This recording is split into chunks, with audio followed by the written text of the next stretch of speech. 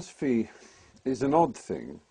When we use the word in everyday speech, you sometimes hear it hilariously. They say, it's never good to be late. That's my philosophy."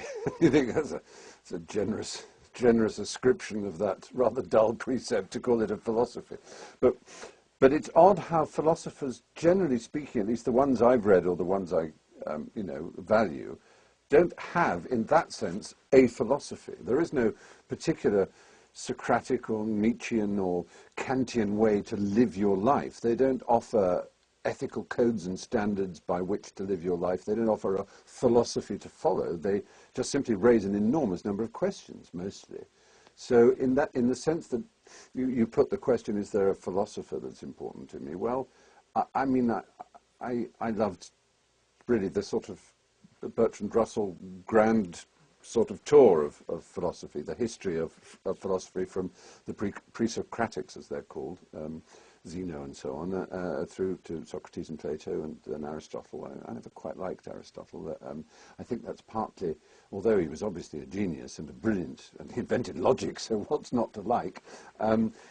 I think it was his influence on the medieval mind was probably rather pernicious and unfortunate, and all those categories and things. But when it opened up with, I suppose, Spinoza but then Kant really in the Enlightenment era. Oh, and actually Locke, I did like Locke. He was a fine philosopher.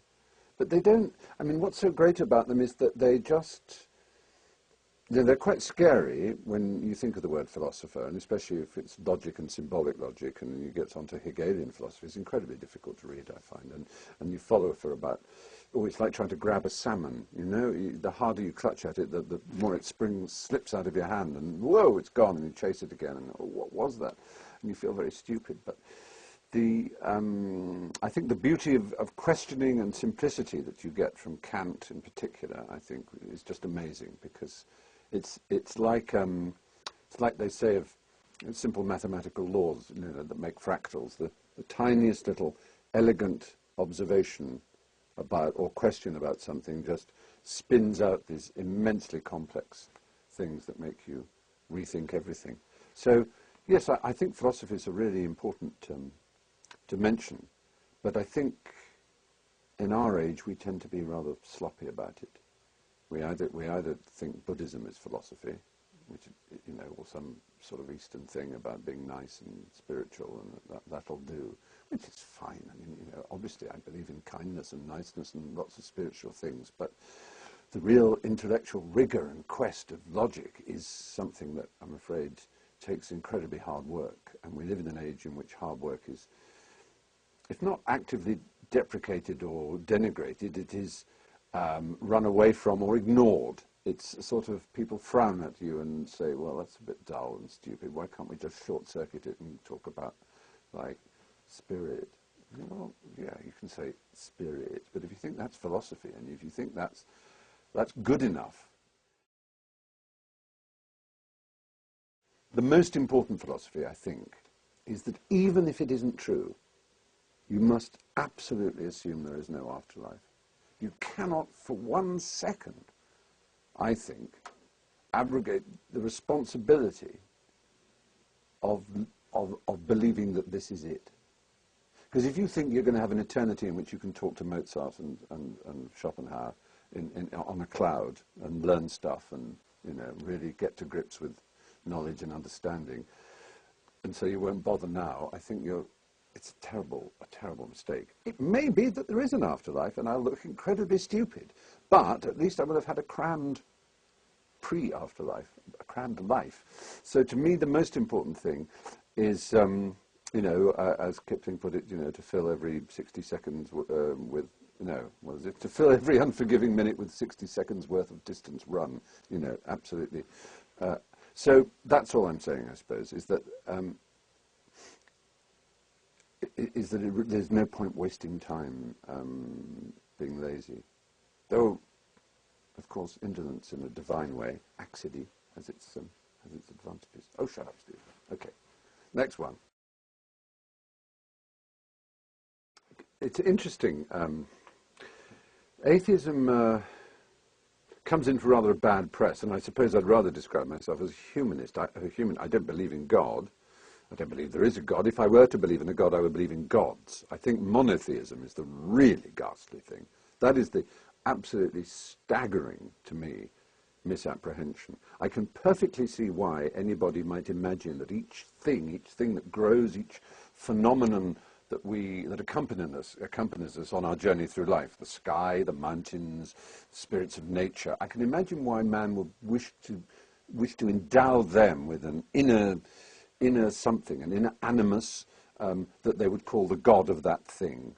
I can see that. It's a beautiful and charming way of looking at it, and I can understand the Greek idea that there are these principles of lightning or of war or of wisdom, and that to embody them, to personify them into Athena or Ares or whichever god you want makes enormous sense. But to say that there is one only God who made it all and who is, that is just, what? Why? Who said? Where? Come on.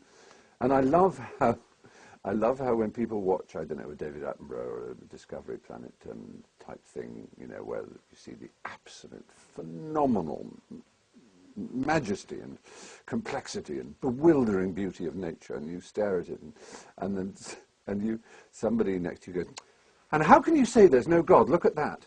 And then 5 minutes later, you're looking at the life cycle of a parasitic worm whose job is to bury itself in the eyeball of a little lamb and eat the eyeball from inside while the lamb dies in horrible agony. And then you turn to them and say, yeah, where is your God now? I mean, you can't just say there's a God because the world is beautiful. You have to account for bone cancer in children.